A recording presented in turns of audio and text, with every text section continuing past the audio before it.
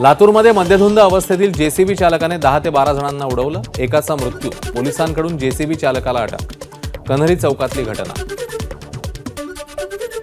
गोंदिया पोलिसांच्या तावडीतून हातकडीसह फरार झालेल्या आरोपीला तब्बल 19 वर्षांनंतर भंडाऱ्यातनं अटक। भंडारा रोड रेल्वे पोलिसांची कारवाई।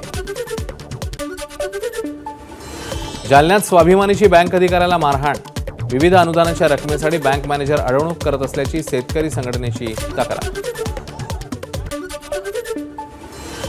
दादर स्थानकावर नंदीग्राम एक्सप्रेसच्या शौचालयात मृतदेह आढळल्याचं प्रकरण, शिवसेनेच्या माजी नगरसेवकासह 5 जणांवर गुन्हा दाखल।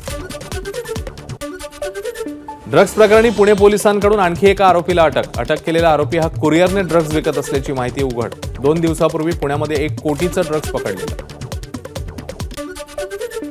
कल्याणमध्ये 8वीत शिकणाऱ्या विद्यार्थ्याची आत्महत्या, शिक्षिका आणि एका मुलाने चिडवल्यानं आत्महत्या केल्याची बाब सुसाईड नोटमधून समोर।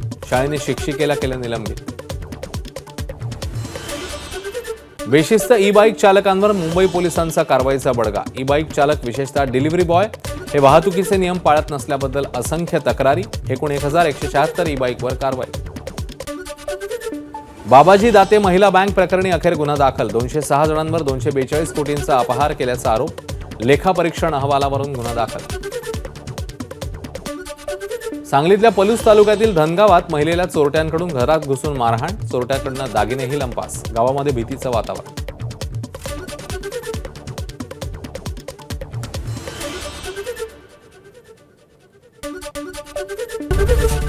एबीपी माझा, उघडा डोळे बघा नीट।